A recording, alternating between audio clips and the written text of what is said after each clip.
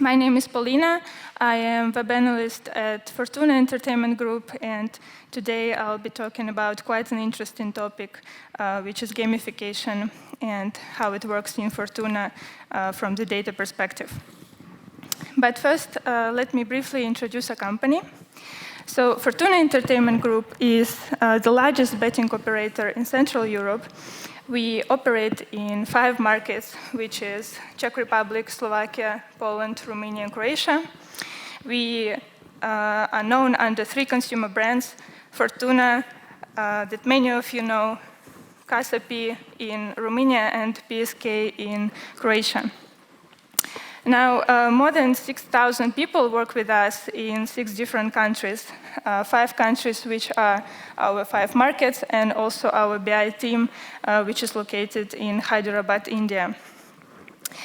We have almost 2 million active users as of 2021, and our biggest products are sportsbook and online casino.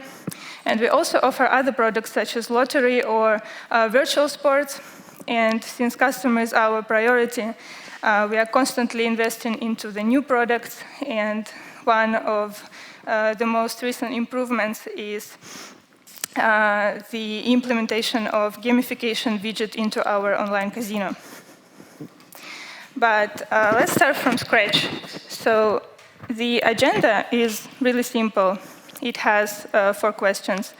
What is gamification? Why is it working?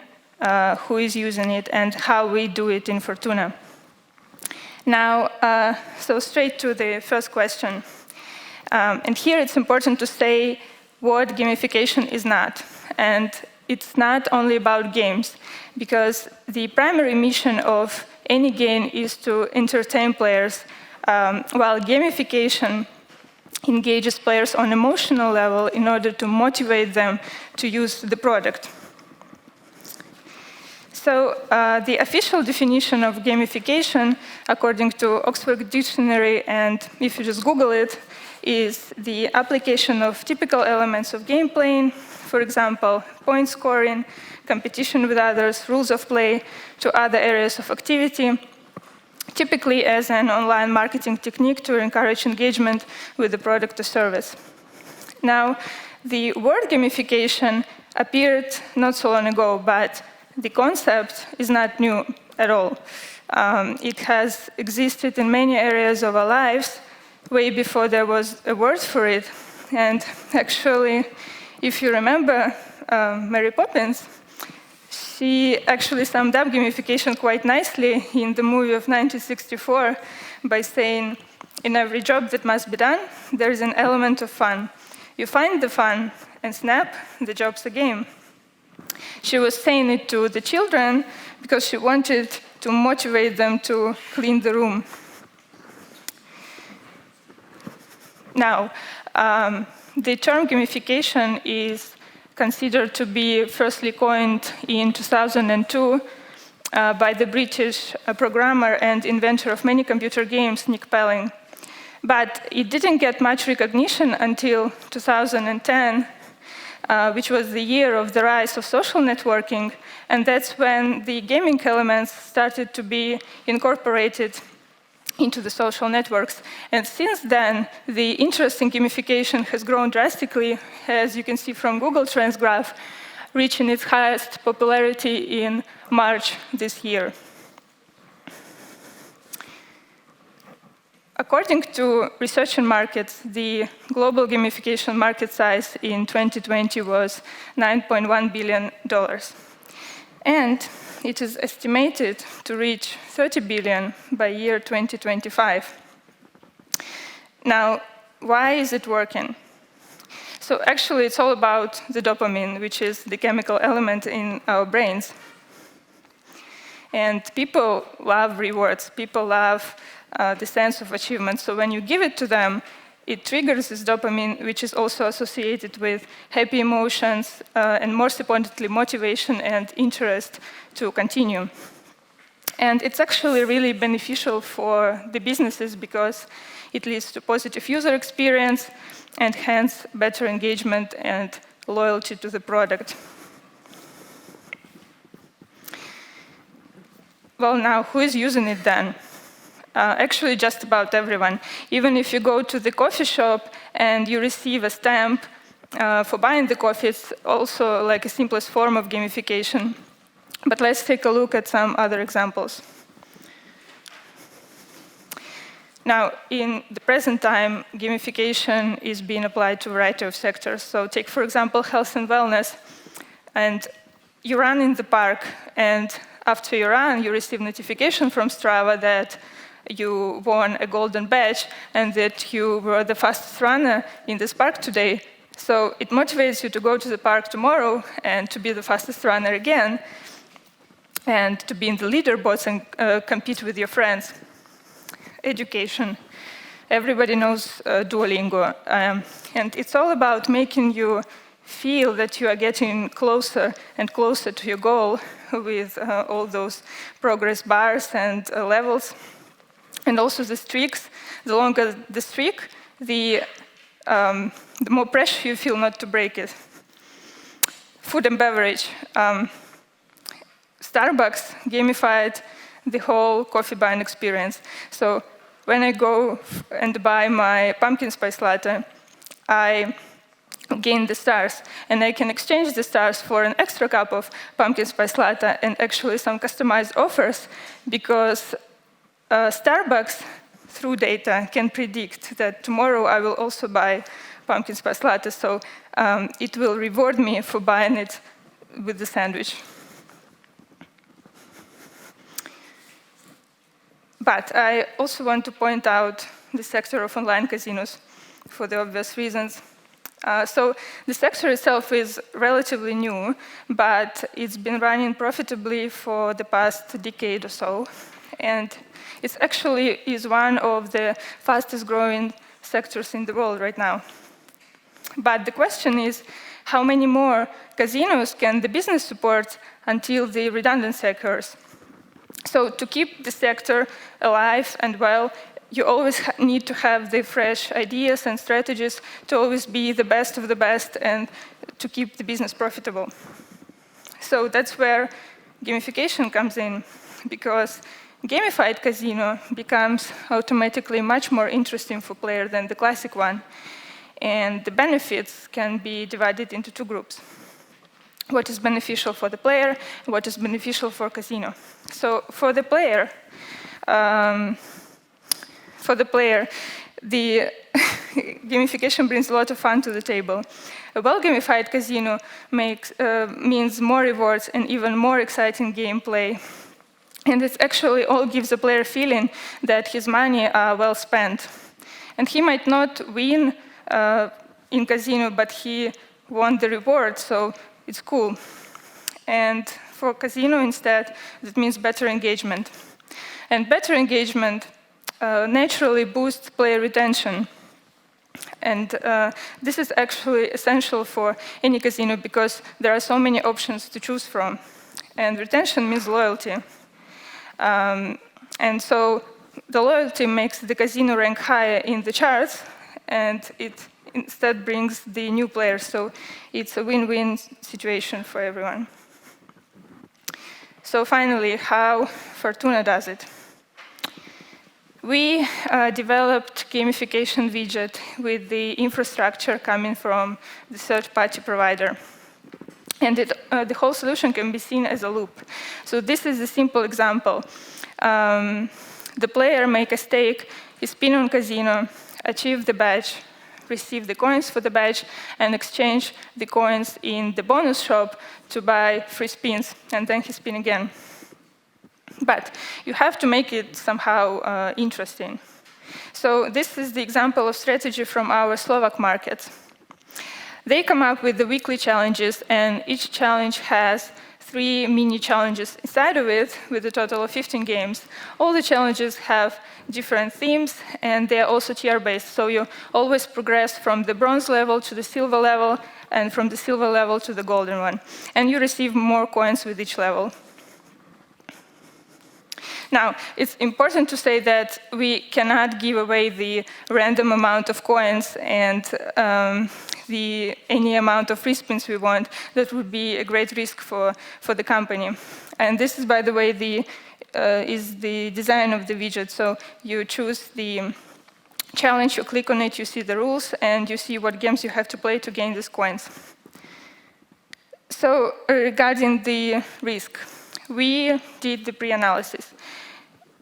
We took historical data to calculate the average stake per game, per user that would be in the challenge, so we could set up the difficulty of the challenge. And also, with the help of margins, we calculated how much can be reinvested, meaning how much someone can get in return for staking the desired amount. Now, the widget is launched, and it's running on the provider side. So we need to somehow get the data. And that's where we used webhooks. Now, it might not be very clear for you, but most of you know what is API.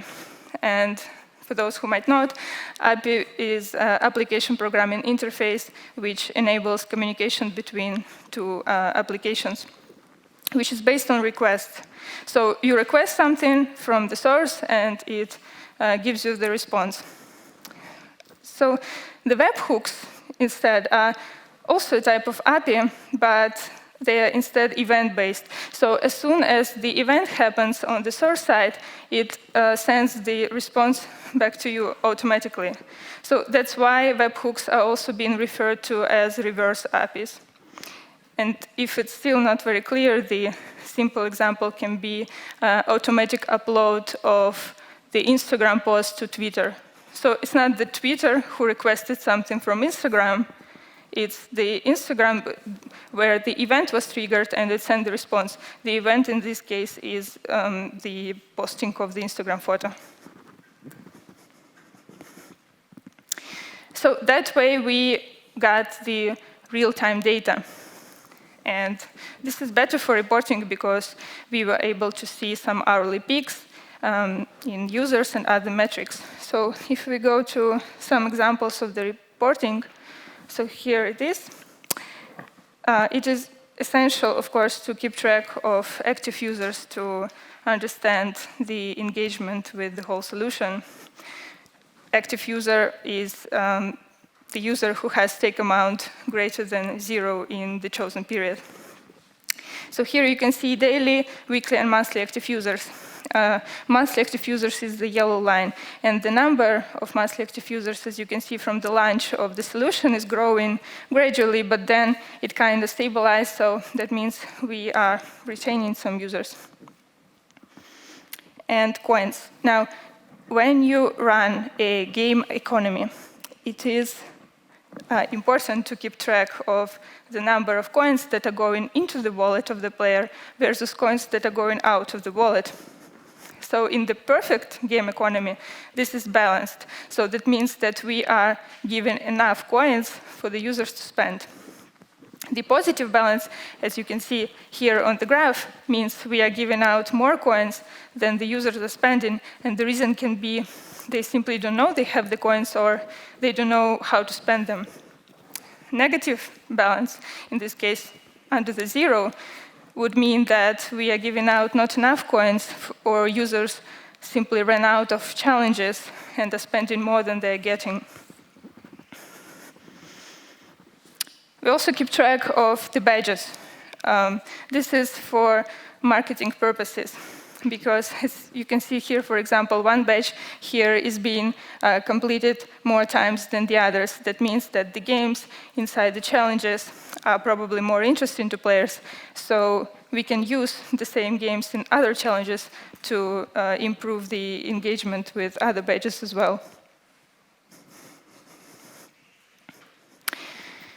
So the solution was launched, and we, of course, had to do the analysis to evaluate the impact on the business and main KPIs. So this is one of the takeaways from analysis, which shows how we compare the 60 days pre-implementation of gamification solutions versus 60 days post-implementations. And the results showed that the total stake on game increased by 8%, and the active player days increased by 11. Active player days are the count of players in a day that have stake amount greater than 0. So for now, works for us. And of course, there is always a room for improvement. So now this is the end of the presentation, but this is not all, because I could not gamify this presentation itself. So we're going to do a little quiz, and 3 winners will get the rewards from Fortuna. Let me just launch it. And this is going to be in Kahoot, so you need your telephones or laptops. So you will now see the pin. You have to go to kahoot.it and enter the pin.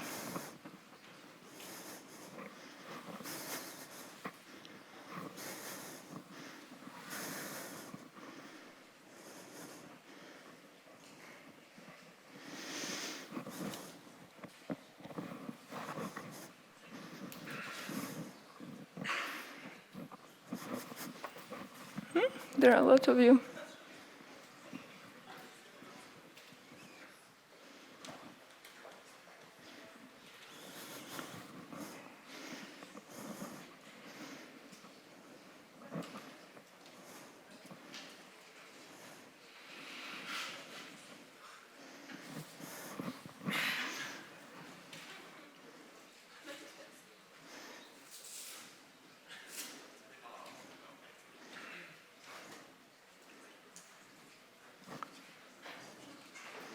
So did everyone join who wanted to?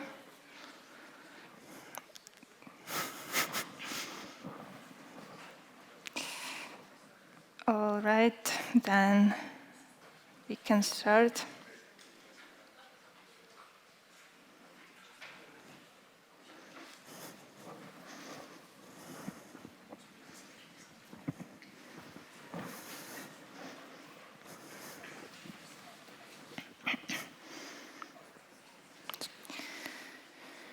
What are the 2 most popular products by the number of active players in Fortuna?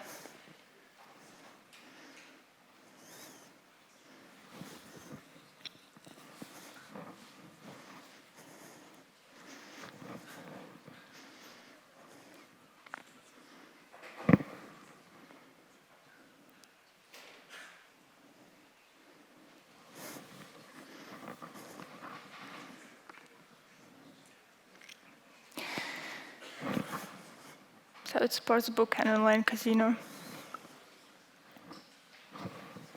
All right, next.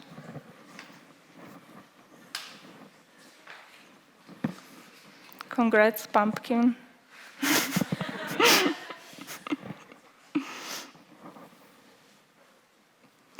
Fortuna Entertainment Group does not operate in what country?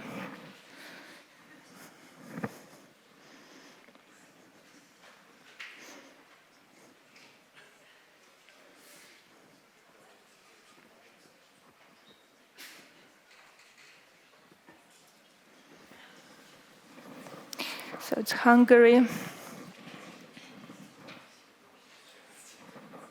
Yeah, we operate in Croatia. It's under the PSK brand, which I mentioned in the beginning.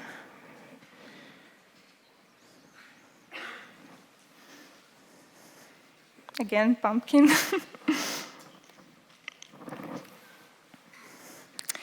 When was the term gamification first coined?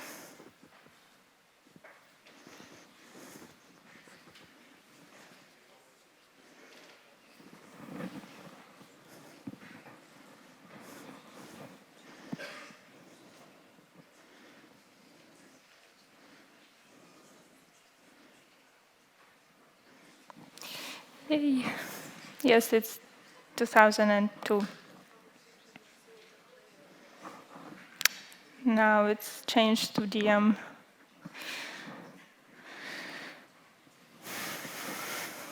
True or false? The main purpose of gamification is to entertain players.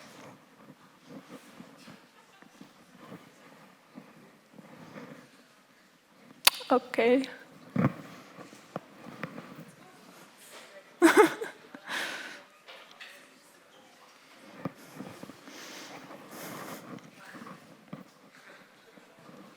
It's false. It's to motivate them to use the product.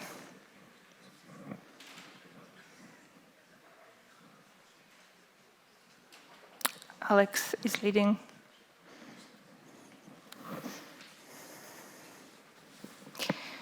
Which of the following are known as gamification techniques?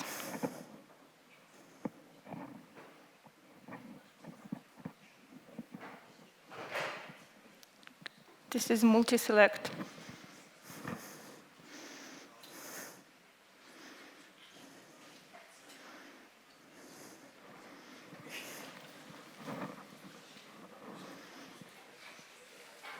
Okay. That's all of them.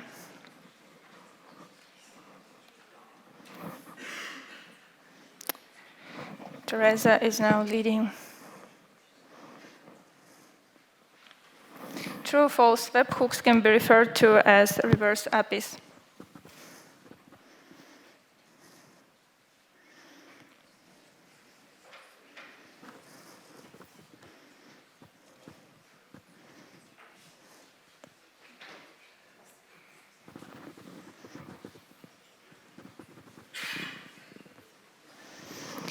True.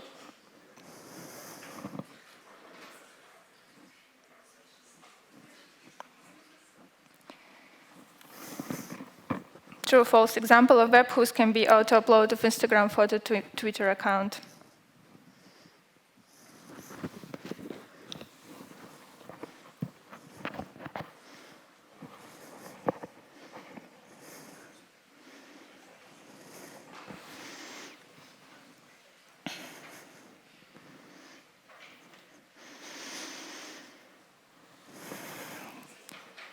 Yes, it's true.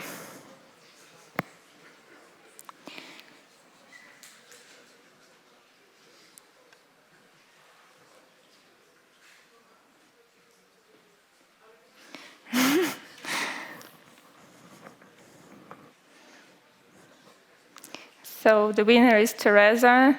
Congrats, Pumpkin and DM. You are also getting the rewards from Fortuna. They're here. You can come after the presentation and get them. Thank you. This is all from me. If you have any questions, please ask.